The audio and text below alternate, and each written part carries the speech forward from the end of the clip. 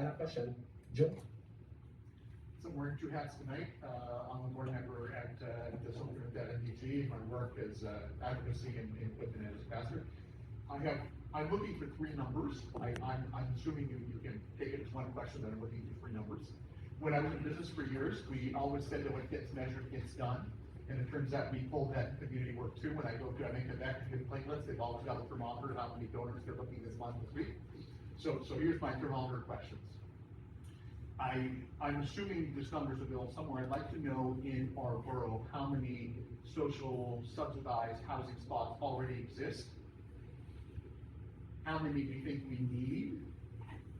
And we've heard over bits and pieces of projects here, 20 units here, 100 units there. I'd like to have a number of how many are in process now. But those are the three numbers. I don't know if you can tell me where to get those three numbers.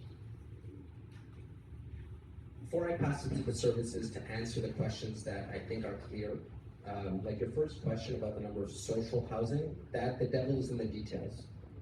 It's all about the definition of social, affordable. The federal has a different one than the provincial, and the municipal has a different one, and it kind of adds up into the definition pool. I don't have the numbers offhand, but if you do, we have your contact information. My team is writing that down. We will do the best job to answer that in detail from the political side.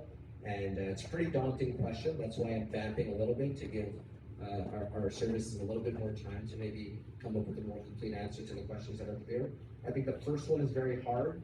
The second one, I can answer how many we need. We need as many as possible in order to restore affordability in our area. We've lost it.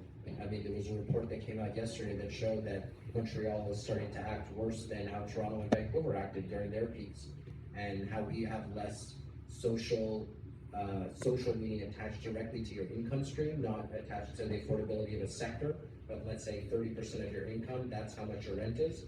We have some of the lowest. Montreal, less than American cities. We're at the bottom part of the list, so that needs to be fixed. And I honestly do believe in the work that Claude Pinot has done at the executive committee. I think that he coming from Centre really does show that the city's direction is going towards that kind of substantial economic model that actually addresses those social needs rather than dealing with them one at a time and hoping that the whole makes sense. And your last part about how many are in development. I know that the Westbury here is 121 units and it's about to be finished. I know we have another 54 on dates for social itinerants. That one is in development as well. Those are the two that I'm aware of right now that are new social housing developments. It may not include all the affordable housing that's being developed.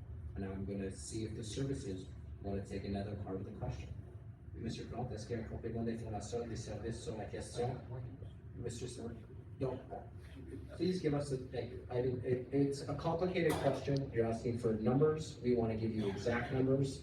My team's going to follow up with you later this week. Thank you, Joel, for your advocacy. Do you have a second question? Yeah, I was just going to ask whether you understand the direction of my question in community work and always when there's a target, even if the target isn't 100% accurate, even if the target is a little bit off, the difference between saying we're going to do as much as we can never gets as much done as next year we need 1,000 units, we need 3,000, and I think for a lot of us in community housing, what would give us encouragement would be to see the borough come out and say, okay, this won't cover everything, but at least in the next 5 years we're going to do 1,000 units, and the next we're going to do, and here's how we're going to get there, 200 a year, just the very specific goals and targets. What gets measured gets done. I agree. And in 2018, the provincial government took out social housing out of the provincial budget. And in 1992, I want to say, the federal government basically decoupled social housing investments from inflation, which killed the entire project too. Those things matter. I've done research on when those happened and the community dialogue around it, and it was definitely lacking. And I'm hoping that the borough can't make up for provincial and federal funding not being there, and that's the sad reality. Somebody get back to me with my colleague Alex wanted to add something. I can add something interesting because this morning I was before on strategic projects for Chambre de Commerce, And it was, I mean, the star of the show was really the Galou, right? The Ethiopian project, where I think is gonna be the largest social housing, affordable housing project in Canada, happening right in our borough, and we're talking thousands of units, affordable units, social housing units. This, we can be proud of. I mean, it seems to be, you know, finally moving ahead with investment in infrastructure and federal, provincial, and municipal money coming together to get this project off the ground. So I think we can look forward to this to be a big change, you know, for us in the borough. I'm looking forward to the numbers. And I got you, thank you very much, it's okay, it's okay.